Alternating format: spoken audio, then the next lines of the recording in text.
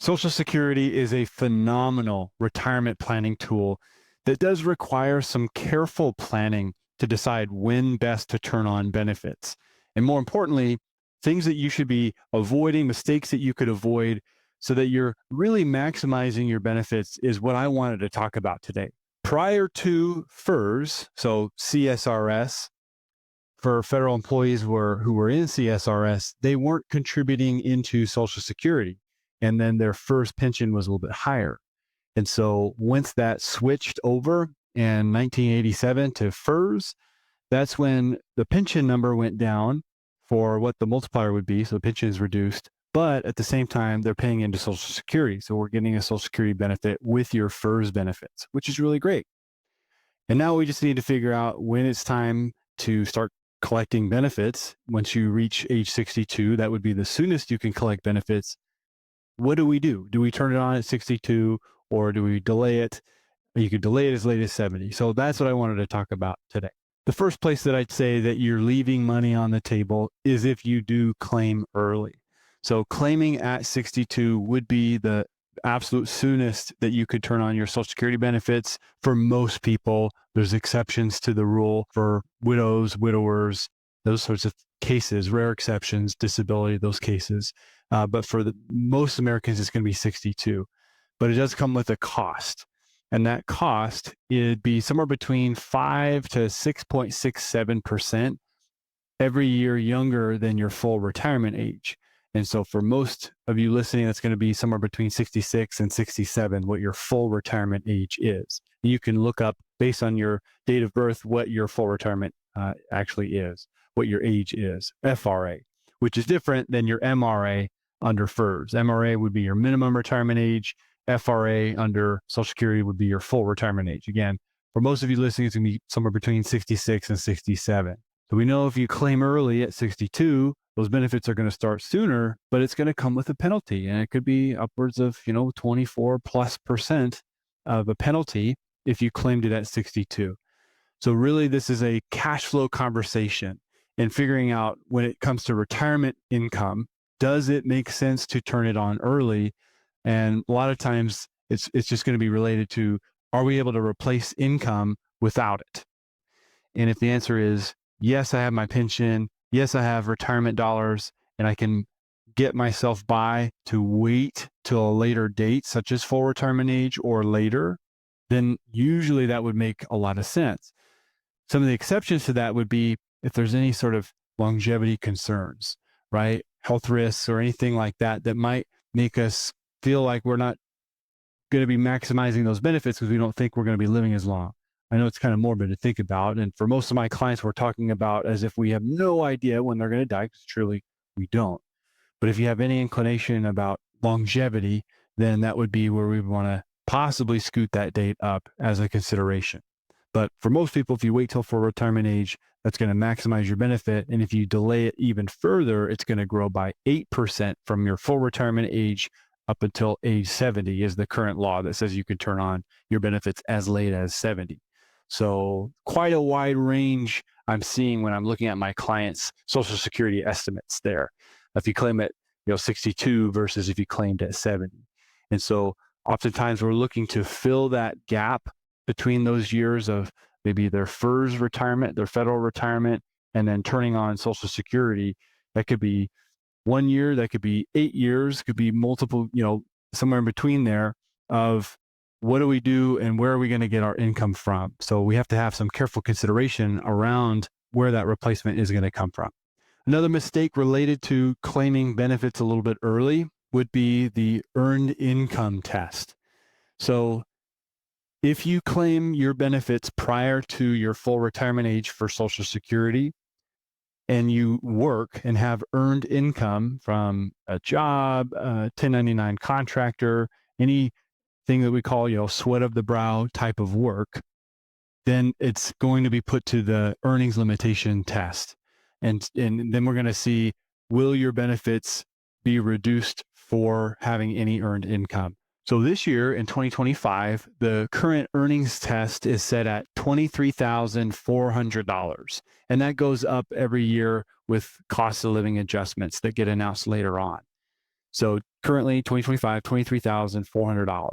What that says is if you have earned income that's below that and you claimed your benefits younger than your full retirement age, no problem. You'll continue to collect that full Social Security benefit. However, if you make above $23,400, then for every $2 you make above that number, $1 is taken away from your Social Security benefit. So just quick math. If you left FERS, let's say, and you got a part-time job and you made $33,400, you made $10,000 more than what that $23,400 earnings test limit is here in 2025, then $5,000 a year would be taken away from your Social Security benefit. So another mistake I've seen that has gotten made and has burned some people before in the past is claiming their Social Security and then going and planning to work later on prior to being full retirement age.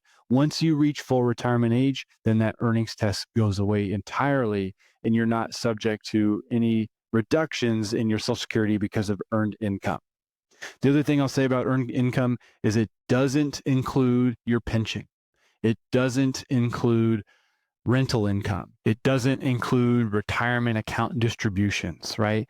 This earned income specifically is, again, W-2 wages or 1099 income, maybe from a business, or you're a contractor for somewhere and you're getting that income that you're earning from working.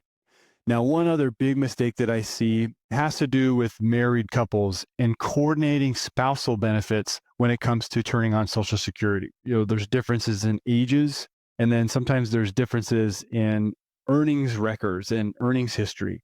You might have one spouse that worked for a longer period of time, earning more. You might have one spouse that worked and maybe had a break in their career and maybe later came back or never worked at all. Or maybe you had both spouses that worked both full careers. So if you're married, it's going to be really important that you want to pull what your individual benefit is, and then also pull what your spouse's benefit is to help better understand and determine when's a better time for each of you to turn on your benefits. As I mentioned earlier, with differences in age or differences in income and benefit amounts, it might make sense for one spouse to turn theirs on earlier than the other spouse.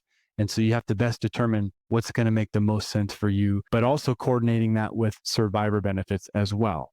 One of the neat things with Social Security is you get to claim either on your benefit or you get to claim half of your spouse's benefit, whichever is going to be higher for you. Now, there's a misconception there as well that if the higher earning spouse delayed their benefit up until 70, that the other spouse that claims the spousal benefit half would get half of the other spouse who claimed that at 70. And that's not the case. How it actually works is they'd get half of what the primary insurance amount would have been, which is the full retirement age benefit, had that spouse claimed it at full retirement age.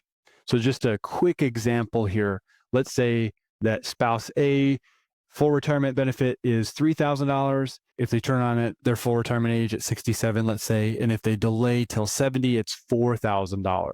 So then spouse B says, I'm going to claim my spousal benefit on half of my spouse, right? So then it would be 50% of the full retirement benefit. Remember that one was $3,000.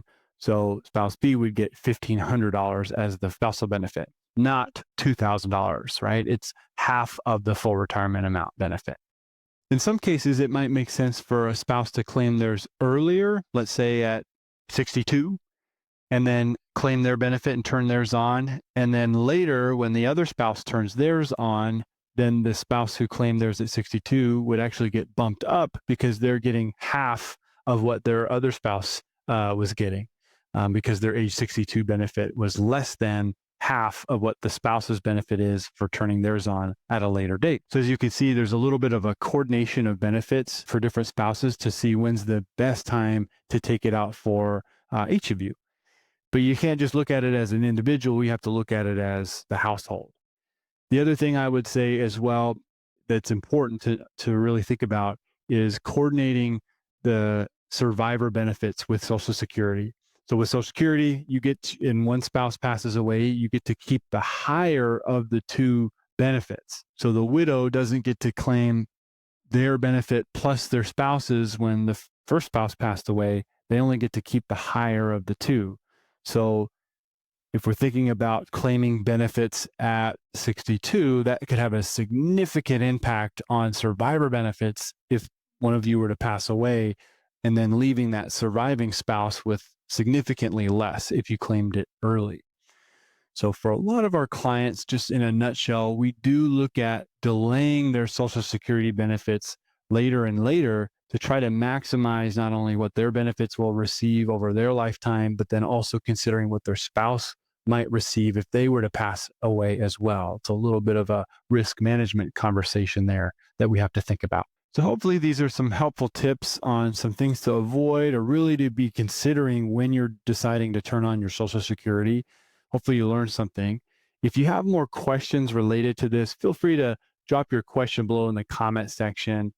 If you still would like some help further to really dive into your unique situation, feel free to schedule an appointment with one of us, one of our advisors, that we can really go through your scenario to see when's the best time to turn Social Security on. I'm Christian with Plan Your Federal Retirement, and until next time, happy planning.